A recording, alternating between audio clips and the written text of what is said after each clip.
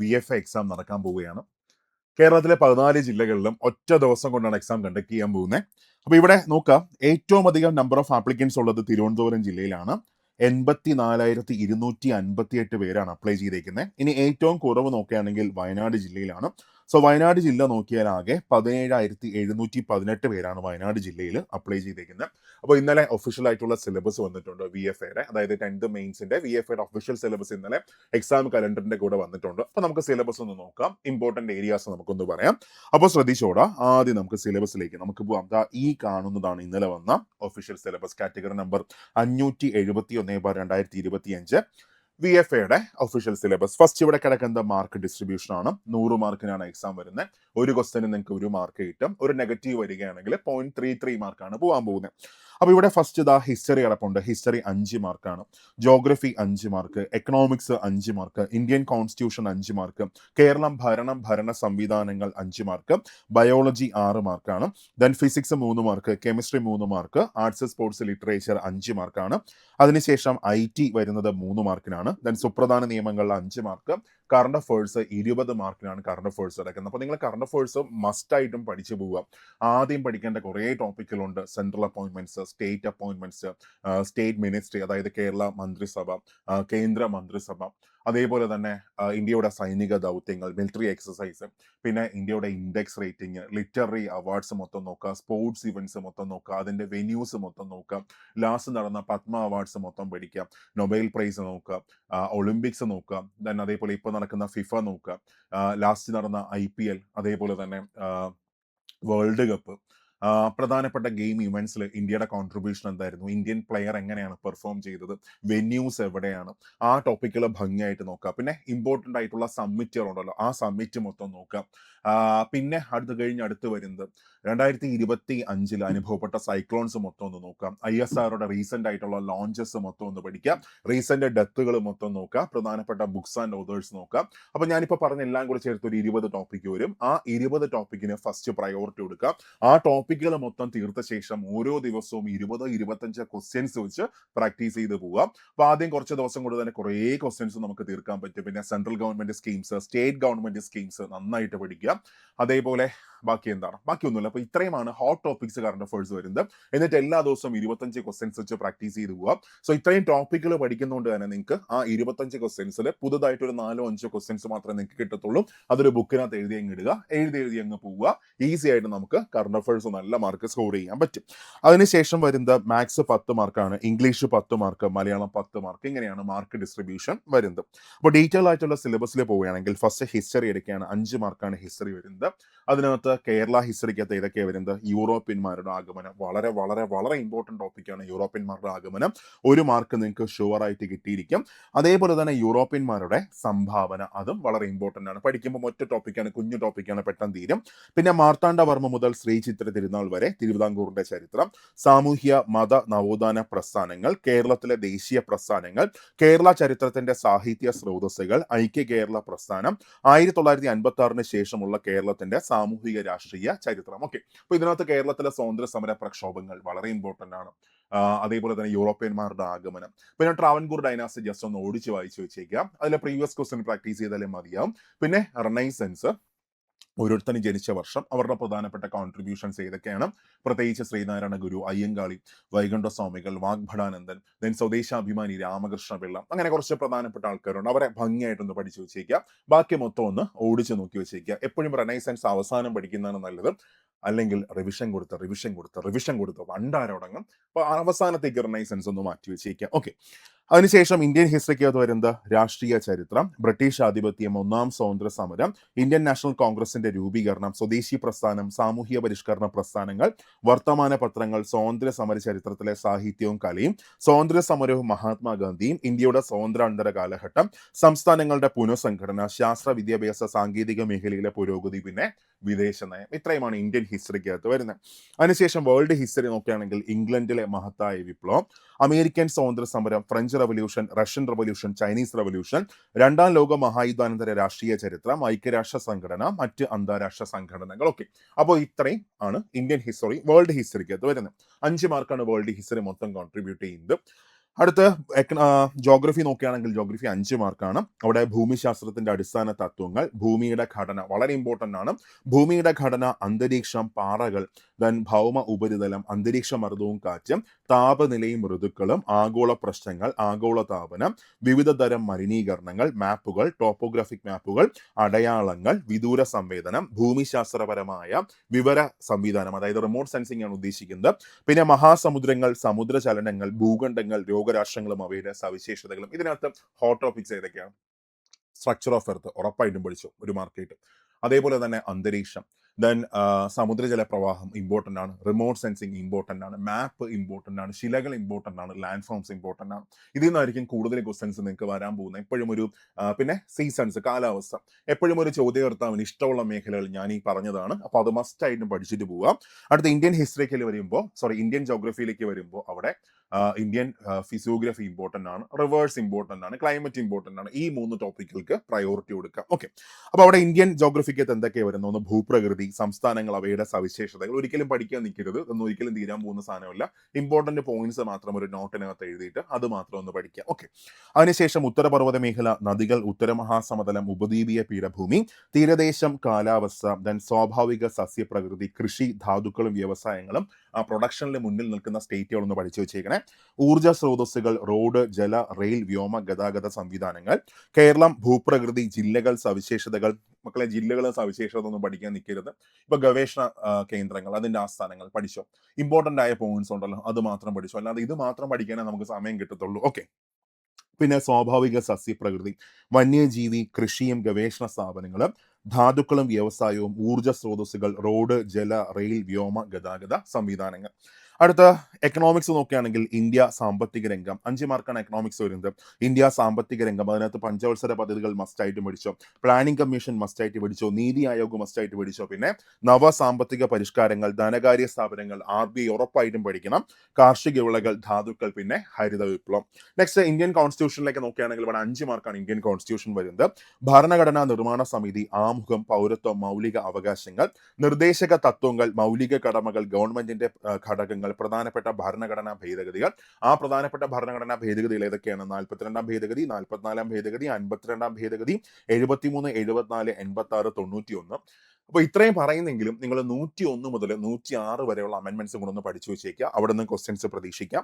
പിന്നെ പഞ്ചായത്ത് രാജ്, ഭരണഘടനാ സംവിധാനങ്ങളും അവയുടെ ചുമതലകളും, union list, state list, concurrent list. ഇത്രയാണ് ഇന്ത്യൻ കോൺസ്റ്റിറ്റ്യൂഷനകത്ത് വരുന്നത്. അടുത്ത കേരളം, ഭരണ സംവിധാനങ്ങൾ 5 മാർക്കാണ്.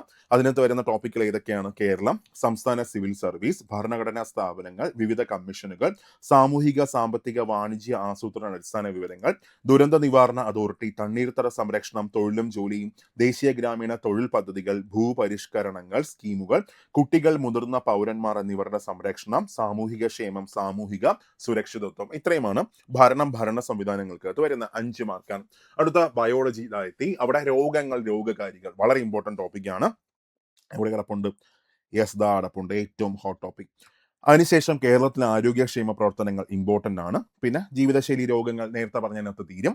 അടുത്ത അടിസ്ഥാന ആരോഗ്യ വിജ്ഞാനം, പരിസ്ഥിതിയും പരിസ്ഥിതി പ്രശ്നങ്ങളും, മനുഷ്യ ശരീരത്തെക്കുറിച്ചുള്ള പൊതു അറിവ്, ജീവകങ്ങൾ, ധാതുക്കൾ, അവയുടെ അപര്യാപ്ത രോഗങ്ങൾ. ഇതിനകത്ത് 2 ഹോട്ട് ടോപ്പിക്സ് ആണ് വരുന്നത്. ഒന്ന് രോഗങ്ങൾ, രോഗകാരികൾ, പിന്നെ വൈറ്റമിൻസ്, എപ്പോഴും ക്വസ്റ്റ്യൻസ് വരുന്ന ഒരു മേഖലയാണ്. പിന്നെ കേരളത്തിലെ ആരോഗ്യക്ഷേമ പ്രവർത്തനങ്ങൾ. ഓക്കെ, അടുത്ത ഫിസിക്സ് വരുന്നത് 3 മാർക്കാണ്. അതിനകത്ത് ഏതൊക്കെയാണ് പഠിക്കേണ്ട? ഭൗതിക ശാസ്ത്രത്തിന്റെ ശാഖകൾ, ദ്രവ്യം, യൂണിറ്റ്, അളവും തോതും ഇമ്പോർട്ടൻ്റ് ആണ്. ചലനം, ന്യൂട്ടന്റെ ചലന നിയമങ്ങൾ, 1-ാം ചലന നിയമം, 2-ാം ചലന നിയമം, 3-ാം ചലന നിയമം. ആക്കം, പ്രൊജക്റ്റൈൽ മോഷൻ. ഇതിനകത്ത് 3-ാം ചലന നിയമം മാത്രമേ കൊടുത്തിട്ടുള്ളൂ, പക്ഷെ രണ്ടും കൂടെ നിങ്ങൾ പഠിച്ചോളണേ. അടുത്ത പ്രൊജക്റ്റൈൽ മോഷൻ, 3-ാം ചലന നിയമം ഉപയോഗപ്പെടുത്തുന്ന സന്ദർഭങ്ങൾ, ISROയുടെ ബഹിരാകാശ നേട്ടങ്ങൾ, പ്രകാശം, ലെൻസ്, ദർപ്പണം, R=2F എന്ന സമവാക്യം ഉപയോഗപ്പെടുത്തിയുള്ള ഗണിത പ്രശ്നങ്ങൾ, പ്രകാശത്തിന്റെ വിവിധ പ്രതിഭാസങ്ങൾ, മഴവില്ല്, വസ്തുക്കളുടെ വിവിധ വർണ്ണങ്ങൾ, electromagnetic spectrum, IR rays, UV rays, X rays, പിന്നെ ഫോട്ടോ ഇലക്ട്രിക് എഫക്ട്. ഇത്രയുമാണ് ഫിസിക്സിനകത്ത് വരുന്നത്. താഴെയുണ്ട് ശബ്ദം കിടപ്പുണ്ട്, ശബ്ദം, അതേപോലെ തന്നെ ബലം കിടപ്പുണ്ട്. അപ്പൊ ശബ്ദത്തിനകത്ത് എന്തൊക്കെയാണ് വരുന്നത്? വിവിധതരം തരംഗങ്ങൾ, വ്യത്യസ്ത മാധ്യമങ്ങളിൽ പ്രകാശത്തിന്റെ പ്രവേഗം, അനുരണനം, ആവർത്തന പ്രതിപതനം, ദെൻ ബലം, വിവിധതരം ബലങ്ങൾ, ഹർഷണം, ഹർഷണത്തിന്റെ ഉപയോഗങ്ങളും ദോഷങ്ങളും, ദ്രാവകമർദ്ദം, പ്ലവക്ഷക ബലം, ആർക്കിമിഡീസ് തത്വം, പാസ്കൽസ് നിയമം, സാന്ദ്രത, ആപേക്ഷിക സാന്ദ്രത, അഡിഷൻ, കൊഹിഷൻ ബലങ്ങൾ, കേശിക ഉയർച്ച, വിസ്കസ് ബലം, പ്രതല ബലം. വളരെ വളരെ വളരെ വളരെ വളരെ ഇമ്പോർട്ടൻ്റ് ആണ്. ഈ ലോസ് ഒക്കെ ഉറപ്പായിട്ടും പഠിച്ചു വെച്ചോ. ഗ്യാസ് ലോസും അതേപോലെ തന്നെ നമ്മുടെ ദ്രാവക നിയമങ്ങളൊക്കെ നന്നായിട്ട് പഠിച്ചോ. പിന്നെ ഗുരുത്വാകർഷണം, അഭികേന്ദ്ര ബലം, അപകേന്ദ്ര ബലം, ഉപഗ്രഹങ്ങൾ, പലായന പ്രവേഗം, പിണ്ഡവും ഭാരവും, ജിയുടെ മൂല്യം, ഭൂമിയുടെ വിവിധ സ്ഥലങ്ങളിൽ ജിയുടെ മൂല്യം, താപം, താപനില, വിവിധതരം തെർമോമീറ്ററുകൾ, ആർദ്രത, ആപേക്ഷിക ആർദ്രത, ദെൻ പ്രവൃത്തി, ഊർജം, പവർ, ഗണിത പ്രശ്നങ്ങൾ, ഉത്തോലകങ്ങൾ, വിവിധതരം ഉത്തോലകങ്ങൾ. ദെൻ കെമിസ്ട്രി നോക്കുകയാണെങ്കിൽ കെമിസ്ട്രിക്കകത്ത് 3 മാർക്കാണ്. ആറ്റം, തന്മാത്ര, ദ്രവ്യത്തിന്റെ വിവിധ അവസ്ഥകൾ, രൂപാന്തരത്വം, വാതക നിയമങ്ങൾ, അക്വാ റീജിയ, ഇമ്പോർട്ടൻ്റ് ആണ് വാതക നിയമങ്ങൾ. അടുത്ത മൂലകങ്ങൾ, ആവർത്തന പട്ടിക, വളരെ ഇമ്പോർട്ടൻ്റ് ആണ് പീരിയോഡിക് ടേബിൾ. ലോഹങ്ങളും അലോഹങ്ങളും, രാസഭൗതിക മാറ്റങ്ങൾ, രാസപ്രവർത്തനങ്ങൾ, ലായനികൾ, മിശ്രിതങ്ങൾ, പിന്നെ സംയുക്തങ്ങൾ. ലോഹങ്ങൾ, അലോഹങ്ങൾ, ലോഹസങ്കരങ്ങൾ, ആസിഡും ആൽക്കലിയും, pH മൂല്യം, പിന്നെ ആൽക്കലോയിഡുകൾ. അടുത്ത ആർട്സ് സ്പോർട്സ് ലിറ്ററേച്ചർ 5 മാർക്കാണ്. അതിനകത്ത് കലയ്ക്കകത്ത് എന്തൊക്കെയാണ് പഠിക്കാനുള്ളത്? കേരളത്തിലെ പ്രധാന ദൃശ്യ ശ്രവ്യ കലകൾ, ഇവയുടെ ഉത്ഭവം, വ്യാപനം, പരിശീലനം എന്നിവ കൊണ്ട് പ്രശസ്തമായ സ്ഥലങ്ങൾ, പ്രശസ്തമായ സ്ഥാപനങ്ങൾ, പ്രശസ്തരായ വ്യക്തികൾ, പ്രശസ്തരായ കലാകാരന്മാർ, പിന്നെ പ്രശസ്തരായ എഴുത്തുകാർ. അടുത്ത കായികം നോക്കുകയാണെങ്കിൽ കായിക രംഗത്ത് വ്യക്തിമുദ്ര പതിപ്പിച്ച കേരളത്തിലെയും ഇന്ത്യയിലെയും ലോകത്തിലെയും പ്രധാന കായിക താരങ്ങൾ, അവരുടെ കായിക ഇനങ്ങൾ, അവരുടെ നേട്ടങ്ങൾ, അവർക്ക് ലഭിച്ചിട്ടുള്ള ബഹുമതികൾ, പ്രധാനപ്പെട്ട അവാർഡുകൾ, അവാർഡ് ജേതാക്കൾ, ഓരോ അവാർഡും ഏത് മേഖലയിലെ പ്രകടനത്തിനാണ് നൽകുന്നതെന്ന അറിവ്, പ്രധാന ട്രോഫികൾ, ബന്ധപ്പെട്ട മത്സരങ്ങൾ, കായിക ഇനങ്ങൾ, പ്രധാന കായിക ഇനങ്ങൾ, പങ്കെടുക്കുന്ന കളിക്കാരുടെ എണ്ണം, കളികളുമായി ബന്ധപ്പെട്ട പ്രധാന പദങ്ങൾ, ഒളിമ്പിക്സ് ഭയങ്കര ഇമ്പോർട്ടൻ്റ് ആണ്, പഠിച്ചോളണം. അടുത്ത അടിസ്ഥാന വിവരങ്ങൾ, പ്രധാന വേദികൾ, രാജ്യങ്ങൾ, പ്രശസ്തമായ വിജയികൾ, കായിക താരങ്ങൾ, ഒളിമ്പിക്സിൽ ഇന്ത്യയുടെ ശ്രദ്ധേയമായ പ്രകടനങ്ങൾ, winter Olympics, para Olympics, Asian games, Afro Asian games, Commonwealth games, പിന്നെ സാഫ് ഗെയിംസ്. അടുത്ത വേദികൾ, രാജ്യങ്ങൾ, ഇന്ത്യയുടെ ശ്രദ്ധേയമായ പ്രകടനം, ഇതര വസ്തുക്കൾ, ദേശീയ ഗെയിംസ്, ഗെയിംസ് ഇനങ്ങൾ, മത്സരങ്ങൾ, താരങ്ങൾ, നേട്ടങ്ങൾ, ഓരോ രാജ്യത്തിന്റെയും ദേശീയ കായിക ഇനങ്ങൾ, പിന്നെ വിനോദങ്ങൾ. അടുത്ത സാഹിത്യം നോക്കുകയാണെങ്കിൽ മലയാളത്തിലെ പ്രധാന സാഹിത്യ പ്രസ്ഥാനങ്ങൾ, ആദ്യ കൃതികൾ, കർത്താക്കൾ, വളരെ ഇമ്പോർട്ടൻ്റ്, ആദ്യ കൃതികൾ, കർത്താക്കൾ.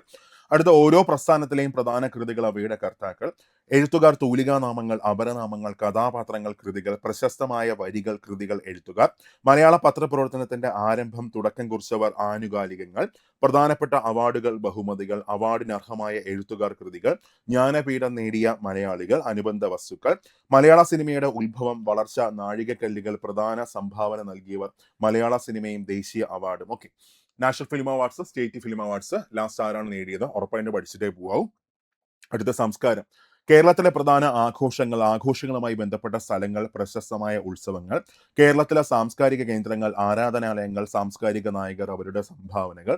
പിന്നെ IT നോക്കുകയാണെങ്കിൽ ഹാർഡ്വെയറിനകത്ത് ഇൻപുട്ട് യൂണിറ്റ്, ഔട്ട്പുട്ട് ഡിവൈസസ്, പിന്നെ മെമ്മറി ഡിവൈസസ്. സോഫ്റ്റ്വെയർ ആണെങ്കിൽ classification, system software and application software, operating system, popular application software packages, basics of programming. അടുത്ത കമ്പ്യൂട്ടർ നെറ്റ്വർക്ക് നോക്കുകയാണെങ്കിൽ ടൈപ്പ് ഓഫ് നെറ്റ്വർക്ക് ഏതൊക്കെയാണ്? LAN, WAN, MAN, അതിന്റെ features, അതിന്റെ application area ഏതൊക്കെയാണ്? പിന്നെ network device ഭയങ്കര important ആണ്. Media, switch, hub, router, bridge, gateway, അതിന്റെയൊക്കെ ഉപയോഗങ്ങൾ എന്തൊക്കെയാണ്? അടുത്ത ഇന്റർനെറ്റ് നോക്കുകയാണെങ്കിൽ services, www, email, search engine, അതിന്റെ എക്സാമ്പിൾ, അതിന്റെ പർപ്പസ് എന്താണ്, social media, examples and features, then web designing, browser, HTML basics only, പിന്നെ governance, cyber crimes and cyber law, അതിനകത്ത് ടൈപ്പ് ഓഫ് സൈബർ ക്രൈംസ്, പിന്നെ IT ആക്ട് ആൻഡ് IT അമെൻമെന്റ് act, അത് നന്നായിട്ട് പഠിക്കുക. അടുത്ത സുപ്രധാന നിയമങ്ങൾ, 5 മാർക്കിനാണ് സുപ്രധാന നിയമങ്ങൾ വരുന്നത്. ആ സുപ്രധാന നിയമങ്ങൾക്കകത്ത് ഏതൊക്കെയാണ് പഠിക്കേണ്ടത്? ഒന്ന് RT ആക്ട് ആണ്, റൈറ്റ് ടു ഇൻഫർമേഷൻ ആക്ട്. അത് കഴിഞ്ഞ പ്രൊട്ടക്ഷൻ ഓഫ് കൺസ്യൂമർ, അതായത് കൺസ്യൂമർ റൈറ്റ് ആക്ട്, ഉപഭോക്തൃ സംരക്ഷണ നിയമം, laws of protection of vulnerable section, protection of civil rights, atrocities against scheduled caste and scheduled tribe, national commission for SC and ST, Kerala state SC and ST commission, national and state minority commission, national human rights commission and state human rights commission, protection of senior citizen, protection and safe guarding of woman, offences affecting public decency and Morales, National and State Commission for Women, the Protection of Women from Domestic Violence Act 2005, Protection and Safeguards of Children, Protection of Children from Sexual Offense, POSCO Act 2012. ഇത്രയാണ് important ആക്ടിനകത്ത് പഠിക്കേണ്ടത്. Then current affairs 20 മാർക്കാണ്. നേരത്തെ ഞാൻ topic മൊത്തം പറഞ്ഞായിരുന്നു. അടുത്ത maths നോക്കുമ്പോൾ maths 5 mark, reasoning 5 mark, അങ്ങനെയാണ് മാർക്ക് ഡിസ്ട്രിബ്യൂഷൻ വരുന്നത്. മാത്സിനകത്ത് 5 മാർക്ക് ടോപ്പിക്കിൽ ഏതൊക്കെയാണ്? ഒന്ന് നമ്പർ സിസ്റ്റം, പിന്നെ ഭിന്നസംഖ്യകളും ദശാംശ സംഖ്യകളും, ശതമാനം, ലാഭവും നഷ്ടവും, സാധാരണ പലിശ, കൂട്ടുപലിശ, അംശബന്ധവും അനുപാതവും, സമയവും ദൂരവും, സമയവും പ്രവൃത്തിയും, പിന്നെ ശരാശരി. അടുത്ത ലോസ് ഓഫ് എക്സ്പോണൻസ് അല്ലെങ്കിൽ കൃത്യംഗങ്ങൾ, ജാമിതീയ രൂപങ്ങളുടെ ചുറ്റളവ്, വിസ്തീർണം, വ്യാപ്തം തുടങ്ങിയവ, പ്രോഗ്രഷൻ. അടുത്ത റീസണിങ് നോക്കുകയാണെങ്കിൽ റീസണിങ്ങിനകത്ത് എത്ര ടോപ്പിക് ഉണ്ട്? 13 ടോപ്പിക്കുകൾ അടപ്പുണ്ട്.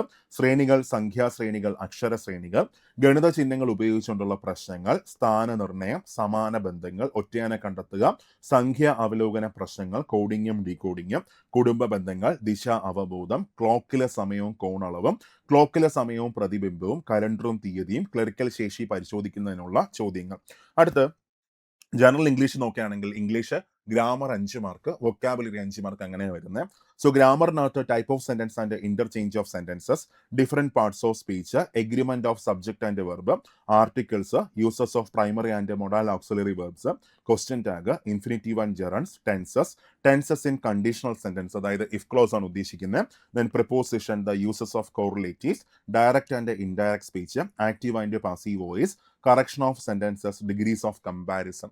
അടുത്ത വൊക്കാബുലറി നോക്കുകയാണെങ്കിൽ വൊക്കാബുലറിക്കകത്ത് വരുന്നത് singular and plural, change of gender, collective nouns, word formation from one word and uses of prefix or suffix, compound words, synonym, antonym, phrasal verb, foreign words and phrases, one word substitutes, words often confuse, spelling test, idioms and their meaning, expansion and meaning of common abbreviations. അടുത്ത മലയാളം നോക്കുകയാണെങ്കിൽ മലയാളം 10 മാർക്കാണ്. വൊക്കാബുലറിയാണ് full വരുന്നത്.